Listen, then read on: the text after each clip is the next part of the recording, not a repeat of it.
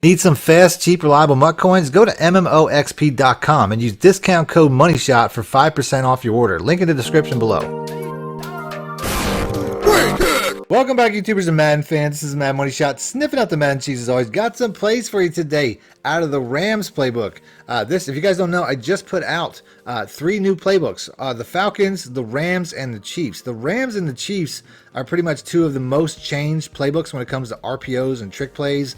EA basically said as much leading up to the release of Madden 20. It was those books and the Cardinals, and I've done all 3 because I wanted to get out books with the most changes first. And I really like the Rams playbook. I did a gameplay with the Chiefs playbook in a Draft Champions. I'll try to put a link in the description for that if you guys want to see what that looks like. But the Rams, without a doubt, is, to me, I recommend them. They're a top, to me, that's a top 5 book right there. And I'm going to show you some really glitchy plays today out of the empty bunch wide, just to give you an example. I could easily make this a 2-part video. So if you want to see part 2 of this, make sure to hit the like button.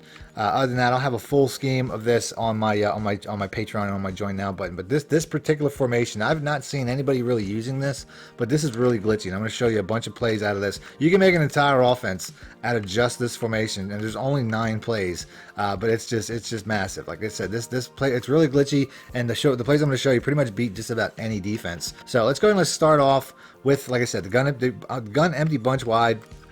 The first play that I would say I use, there's really a couple of plays that are pretty, identical as far as which ones you could, like the spot, like the Z spot smash, the Z spot and go. Obviously, they're very similar. The one I like the most, though, I would say would be the drive corner. Before I start the video, though, I just want to thank my new sponsors at MMOXP.com. If you guys are looking to buy some coins for your MUT team, you can do that there, and you can support me by supporting them and buying your coins through them. And make sure to use discount code MONEYSHOT so they know that you came from my site, from my channel. Other than that, let's get into the video. So like I was saying, I mean, you really have, when it comes to this play and those 2 plays I just mentioned, the adjustment's pretty much the same. All you're going to do is take the X route and put it on a streak, and you're going to see how that essentially gets the Y route open against just about every coverage. And it's just because of how tight those guys are together. I'm just going to go ahead and I'm going to run it. You'll see what I'm talking about. There's really no adjustments needed other than that. If it's cover 3 like that, you can see how he gets outside. I was lucky that I have Brandon Cooks running that because I would want my fastest guy there, so that's a really good option.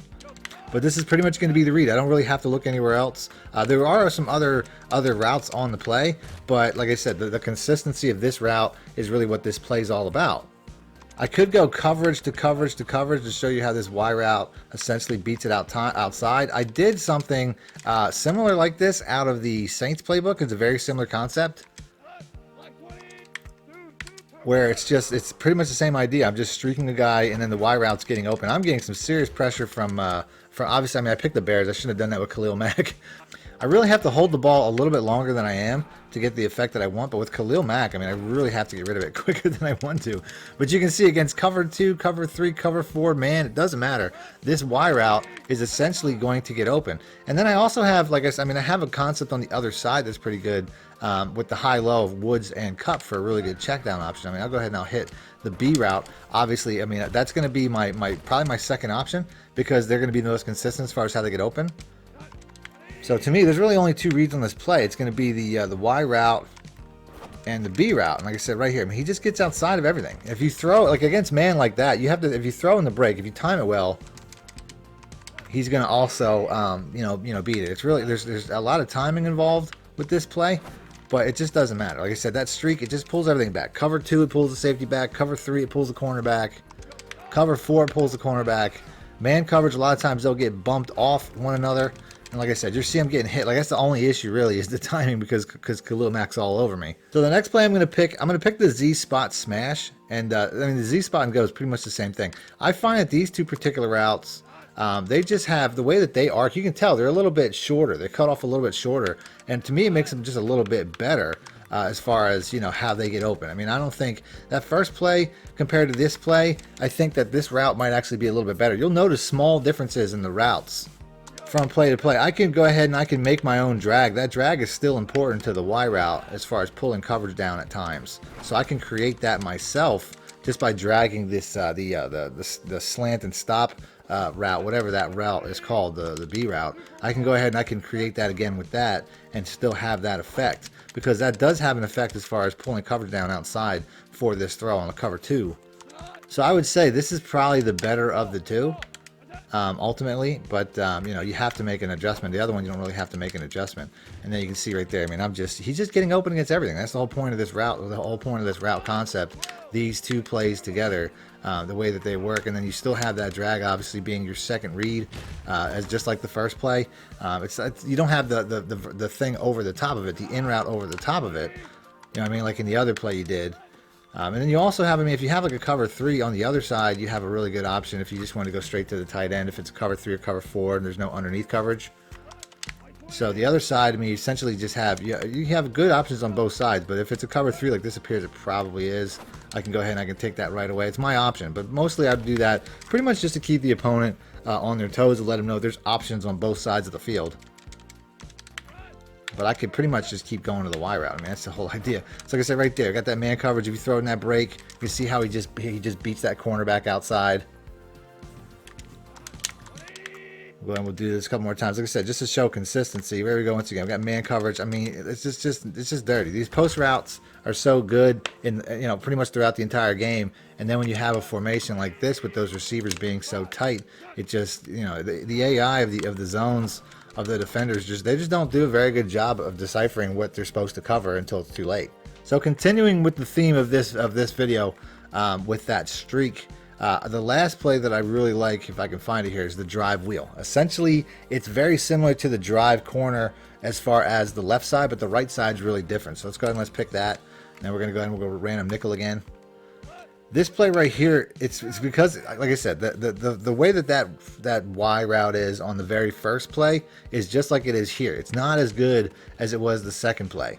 I mean, I'll go ahead and I'll do it. He just doesn't dramatically break the same way. It's a longer route. It can still work against a lot of coverages, but it's obviously not as good against man. I'd say it's still good against cover 2 and cover 3, but you can see, like I said, against man, he's just not getting open the same way. So to me, this is a play you want to call if it's a zone. And if you get a zone, for whatever reason, the A route will get outside of that zone quite a bit. Now here is a man coverage. You can see it's also going to be good against man. I really wish I had my faster receiver there, but Cooper Kupp's going to be fine.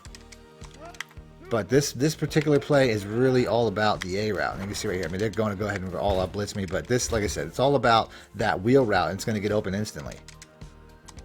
So if they start paying attention to this formation to that left side, which to me is probably the first variation of what I would run here, you always have the A route. There he actually had good coverage. I don't want to take that throw. So I still have my checkdowns over the middle.